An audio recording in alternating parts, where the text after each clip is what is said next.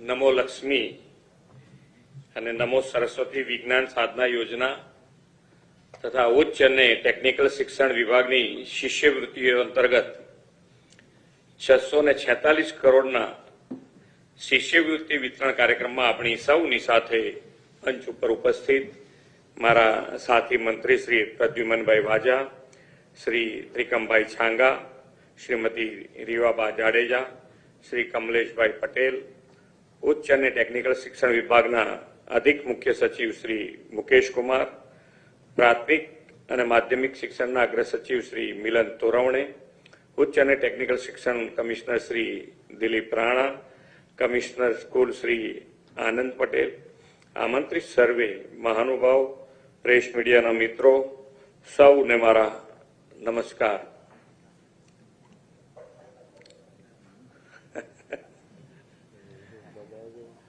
અત્યારે દરેકની જરૂર છે ને, એટલે સોશિયલ મીડિયાને અત્યારે આપણી જોડે રાખવું જરૂરી થઈ ગયું છે.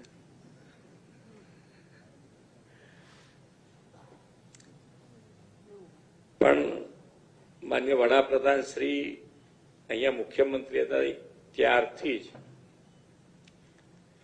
દરેક જણ, દરેક સમાજ કેવી રીતે આગળ વધે એના ઉપર એમણે હર હંમેશ ભાર મૂક્યો. એ જ કાર્ય મંત્ર, સૌનો સાથ, સૌનો વિકાસ, સૌનો વિશ્વાસ અને સૌનો પ્રયાસ, આ કાર્ય મંત્રથી અત્યારે પણ જે વિકસિત ભારતની સંકલ્પ છે એની ઉપર આગળ વધી રહ્યા છે.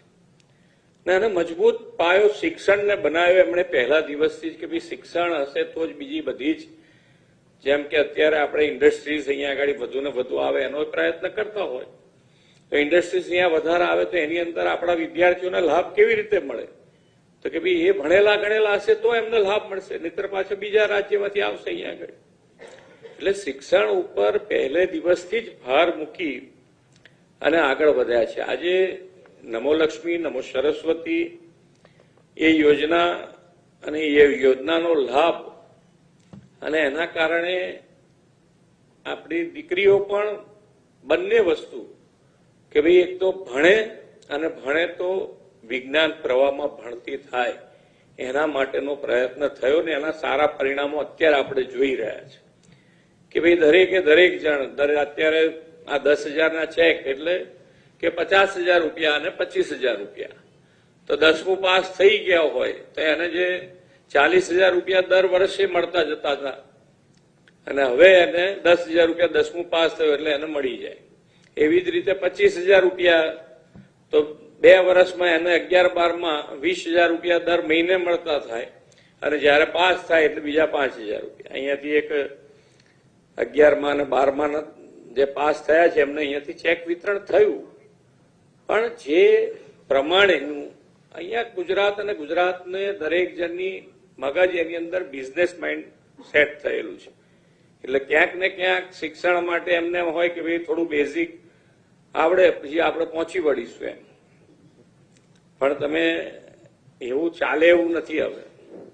હવે શિક્ષણ ઉપર દરેક જણનું ફોકસ છે અને દરેક જણે, દરેક મા બાપ, વડીલો જેટલું વધારે ને વધારે ધ્યાન આપશે, સરકાર એમની પડખે હર પળે ઉભા રહેવા તૈયાર છે. પણ શિક્ષકો જે રીતે અત્યારે જાગૃત થયા છે એ જ પ્રમાણે વાલીઓ પણ જાગૃત થઈ જાય અને એમની સાથે ખભે ખભો મિલાઈને જો કામ થાય તો આપણો એક પણ વિદ્યાર્થી ના ભણે એવું નહીં થાય.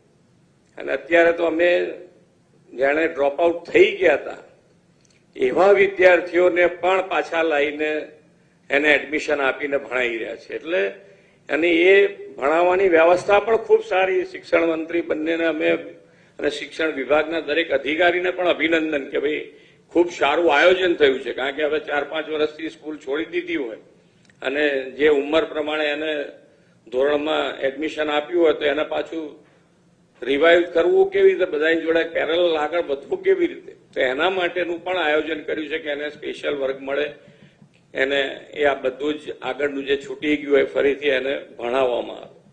એટલે નહીતર પાછું એ આયા પછી એને એમ થાય કે યાર મને કશું આવડતું નથી, લોકો હોશિયાર છે. એટલે એનું પણ પૂરતું ધ્યાન આપ્યું છે. એટલે સરકાર તરીકે સરકારની વ્યવસ્થાઓ વધુ ને વધુ શિક્ષણ ઉપર ભાર આપીને આગળ વધે એના માટેનો પ્રયત્ન થઈ રહ્યો છે. ફક્ત ધ્યાન એટલું જ છે કે ભાઈ દરેકે દરેક જગ્યાએ શિક્ષક અને વિદ્યાર્થી બંનેને એક થઈને ક્યાંક ને ક્યાંક નાની મોટી, અત્યારે તો પહેલાના તો આપણને બધાને અહીંયા આગળ જે બેઠા હશે તો સ્કૂલમાં કેવી રીતે સાહેબો રહેતા હતા આપણી સાથે, અત્યારે તો એવું થાય એવું નથી. ઘણાને એવી આમ કે 4 ફૂટપટ્ટી ભેગી કરે સાહેબ, કેટલી 4 ફૂટપટ્ટી ભેગી કરે, એવા અહીંયા આગળ ઘણા બધા બેઠા હશે કે ભાઈ અમારા શિક્ષક તો 4 ફૂટપટ્ટી ભેગી કરે.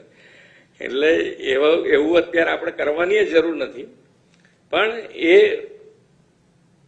સમય એની માંગ હતી ને પ્રમાણે કરતા હતા. અત્યારે ફક્ત એને પ્રેમથી કેવી રીતે વાળી શકાય, અને અત્યારનું આઈક્યુ પણ તમે જોતા હશો તો આપણા નાના છોકરાના ઘેર છોકરા હોય તો એ બધા અત્યારે કેટલા હોશિયાર થઈ ગયા છે કે નાની ઉંમરે એમના પ્રશ્નો તમે જુઓ તો એમ થાય કે અત્યારથી આટલા પ્રશ્નો આવે છે, મોટો થશે શું થશે એમ. અને મોબાઈલ તો તમે ગમે તેટલું હોય તો એને ગમે ત્યાંથી ખોલી નાખીને એનું કામ કરી લે, એટલું હોશિયારી એમની ગમે ત્યાંથી આવી જાય કશું શીખવાડ્યા વગર. એટલે અત્યારે તમારે એ લોકોની સાથે ખભે ખભો મિલાવવો મુશ્કેલ વાળો થઈ જશે ધીમે ધીમે. એટલે શિક્ષકોને બી તૈયારી વધારે કરવી પડશે એવું મન તો લાગી રહ્યું છે.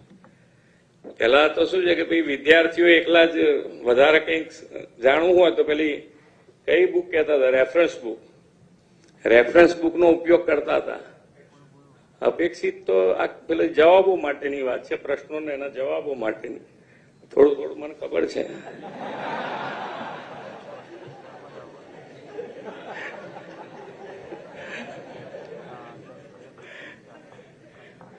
પણ રેફરન્સ બુકનો વિદ્યાર્થીઓ ઉપયોગ કરતા હતા. હવે મને લાગે છે ત્યાં સુધી શિક્ષકોને બી આનો ઉપયોગ કરવો પડશે, કારણ કે ખૂબ ઇન્ટેલિજન્ટ છોકરાઓ છે, ખૂબ સારું ભણી રહ્યા છે.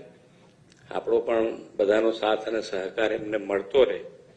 અને હંમેશા કે ભાઈ શિક્ષણ છે, સ્વાસ્થ્ય છે અને સુરક્ષા છે, એ ત્રણેય રાજ્યમાં પૂરેપૂરું ધ્યાન આપણે રાખી રહ્યા છે ત્રણેય એસ ઉપર, અને એ જ બેઝથી આગળ વધી રહ્યા છે. વિકસિત ભારત અને વિકસિત ભારત માટે વિકસિત ગુજરાત, અને વિકસિત ગુજરાત માટે આપણે સૌએ સાથે મળી અને આપણું જે યુવા ધન છે એને સારી રીતે શિક્ષિત કરીએ અને આગળ વધીએ, એ જ અભ્યર્થના. ભારત માતા કી જય, વંદે માતરમ, જય જય કરવી. ખૂબ આભાર. ગુજરાત રાજ્યના મૃદુ, મક્કમ, અતિ સંવેદનશીલ માનનીય મુખ્યમંત્રી શ્રી, તમારું સંબોધન સમગ્ર ગુજરાતના યુવા ધન માટે ખૂબ બળ આપનારું છે. ખૂબ બધી તાળીઓ એમના માટે વ્યક્ત કરીએ. અને હવે શિક્ષણ વિભાગ દ્વારા આ ખૂબ સુંદર કાર્યક્રમને વિધિવત રીતે આપણે સમાપન કરીએ છીએ. તાળીઓના ખૂબ ગરગડાટથી ગુજરાત રાજ્યના માનનીય મુખ્યમંત્રી શ્રીનો આભાર વ્યક્ત કરીએ છીએ. ડોક્ટર પ્રદ્યુમન વાજા સાહેબ, માનનીય મંત્રી શ્રી, તમારો પણ તાળીઓના ખૂબ ગરગડાટથી આભાર વ્યક્ત કરીએ. શ્રીમતી માનનીય મંત્રી શ્રી, પ્રાથમિક, માધ્યમિક અને પ્રૌઢ શિક્ષણ, તમારો પણ ખૂબ ખૂબ આભાર. ત્રિકમભાઈ છાંગા સર, રાજ્ય કક્ષાના માનનીય મંત્રી શ્રી, ઉચ્ચ અને તાંત્રિક શિક્ષણ. શ્રી કમલેશભાઈ પટેલ સાહેબ, માનનીય મંત્રી શ્રી, રાજ્ય કક્ષા. શ્રી મુકેશ કુમાર, આઈએએસ અધિક મુખ્ય સચિવ શ્રી, ઉચ્ચ અને ટેકનિકલ શિક્ષણ. મુખ્યમંત્રી ભૂપેન્દ્રભાઈ પટેલના હસ્તે આજે શિષ્યવૃત્તિ વિતરણ કાર્યક્રમ યોજાયો હતો, જેમાં નમો લક્ષ્મી યોજના અંતર્ગત ₹513 કરોડની ચૂકવણી કરવામાં આવી છે. 4 લાખથી વધુ વિદ્યાર્થીનીઓને આ સહાયનો લાભ મળ્યો છે. નમો સરસ્વતી યોજના માટે ₹28 કરોડની ચૂકવણી, 57,000 વિજ્ઞાનના જે વિદ્યાર્થીઓ છે તેમને શિષ્યવૃત્તિની સહાય આજે આપવામાં આવી છે. સાથે સાથે ડીપીટીની કુલ ₹541 કરોડની સહાયની ચૂકવણી કરવામાં આવી છે. યુવા સ્વાવલંબન યોજના અંતર્ગત આ સહાયનું વિતરણ કરવામાં આવ્યું છે. મુખ્યમંત્રીએ રમૂજ અંદાજમાં કહ્યું છે કે આ પેઢી ખૂબ જ ઇન્ટેલિજન્ટ છે, તેઓને કોઈ રેફરન્સ બુકની જરૂર પડતી નથી, એટલે આ પેઢીને માત્ર યોગ્ય દિશા બતાવવાની આપણે જરૂરિયાત છે. આ પેઢી ભણી રહી છે, આગળ આવી રહી છે અને તેમના ઉજ્જવળ ભવિષ્યની કામના પણ મુખ્યમંત્રીએ કરી છે. આજે તમામ વિદ્યાર્થીનીઓ કે જેમણે 10મું પાસ કર્યું, 12મું પાસ કર્યું છે અને જે વિજ્ઞાન પ્રવાહમાં અભ્યાસ કરી રહી છે તેમને આજે આ ચેક વિતરણનો કાર્યક્રમ થયો હતો, જેમાં રાજ્ય શિક્ષણ મંત્રી અને કેબિનેટ કક્ષાના શિક્ષણ મંત્રી પણ ઉપસ્થિત રહ્યા હતા. સાથે અન્ય મંત્રીઓ પણ આ કાર્યક્રમમાં ઉપસ્થિત રહ્યા હતા. વિધિવત રીતે આ કાર્યક્રમનું સમાપન થયું છે. મુખ્યમંત્રીએ કાર્યક્રમને સંબોધ્યો.